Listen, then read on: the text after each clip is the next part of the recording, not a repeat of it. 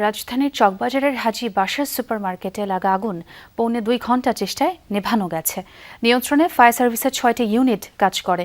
Fire সার্ভিসের সহকারী পরিচালক কাজী নজমুজ্জামান বলেন, এখনও জানা যায়নি আগুন লাগার কারণ। গঠন করা হয়েছে তদন্ত কমিটি। কোনো হতাহতের ঘটনাও ঘটেনি।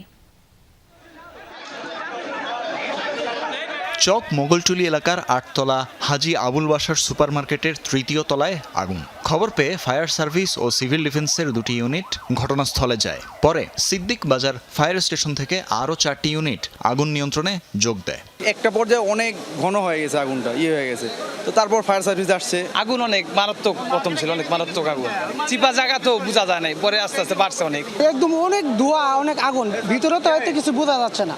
1:30টায় আগুন লাগার পর পৌনে 2টায় ঘটনাস্থলে পৌঁছায় ফায়ার সার্ভিস। আগুন নিয়ন্ত্রণে আসে 3:15টায়। ফায়ার সার্ভিস জানায় 8তলা মার্কেটে একটাই সিঁড়ি, যা খুবই সংকীর্ণ। মার্কেটের নিজস্ব কোনো অগ্নি নির্বাপন ব্যবস্থা না থাকায় বেগ পেতে হয় ফায়ার সার্ভিসকে।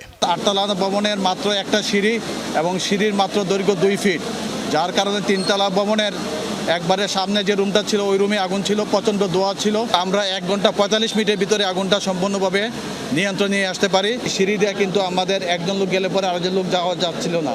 এটা চ্যালেঞ্জ মোকাবেলা করে আমরা অগ্নিভবন করেছি। ফায়ার সার্ভিস সিভিল ডিফেন্সের কোনো অগ্নি প্রতিরোধ ব্যবস্থা ছিল না এবং রাস্তা এক্সিটের সমস্যা ছিল। সবচেয়ে বেশি ব্যাক পাইতেছে, ক্রাউড ছিল অনেক বেশি।